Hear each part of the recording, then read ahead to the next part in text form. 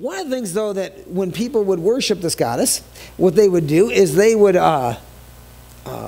bring in their offerings and of animal sacrifices. The animals would be sacrificed, and then the meat was sold out. The meat that wasn't used was sold out the back door, out of a butcher shop, basically, almost like a discounted meat shop.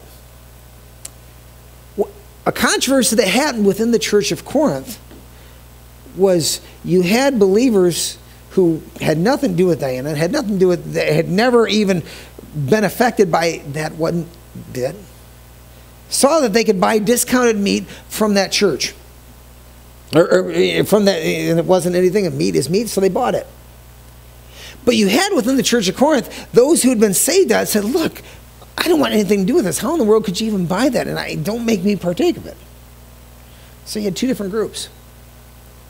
Paul, in this chapter, said, you know, meat is meat, and meat is fine.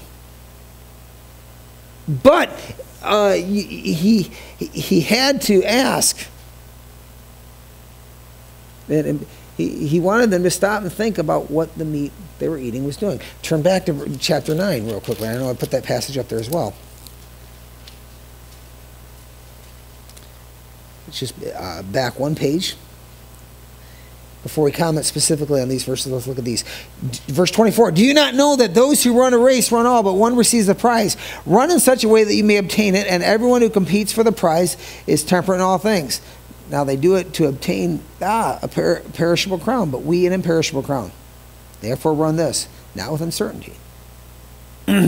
Thus I fight not as one who beats in the air, but discipline my body to bring it under subjection, lest what I have preached to others, I myself might become disqualified. He uses two illustrations of running a race here and then building. And the word build up, by the way, it means to build a house. When you build a house, what do? You have to start with building a foundation. So the question you ask yourselves when you're considering what you do, especially specifically how it's going to affect you, and then we'll look at the others in a moment, is will the activity in my life lay the proper Christian foundation? In Corinth, there were some believers that were greatly affected by what was going on. So Paul is saying, if you partake of that, make sure you're not going to cause your brother or sister in Christ to stumble by what you're doing. Meat is fine, and there isn't anything sinful of meat itself, but you have to ask that. But then thirdly, Paul, in talking about exercise, will it make my body, will make me a slave to my body? Folks, there are activities that some people have gotten themselves involved in that are perfectly fine and legitimate, where they become a slave to it. I remember years ago when a counseling class I took, I remember years ago, a professor told us an example of a lady that he was counseling. She started out, she was on the internet like a lot of us. And she got to the point where she was spending 8 to 10 hours every day in an internet chat room. You say, I don't know what an internet chat room is. Good, you don't need to know. Don't worry about it. But that's insane.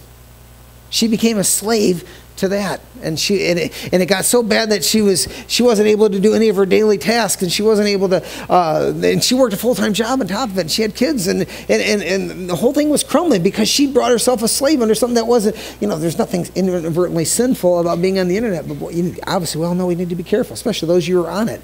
You know that, and you might not know this, the biggest use of the internet is internet pornography.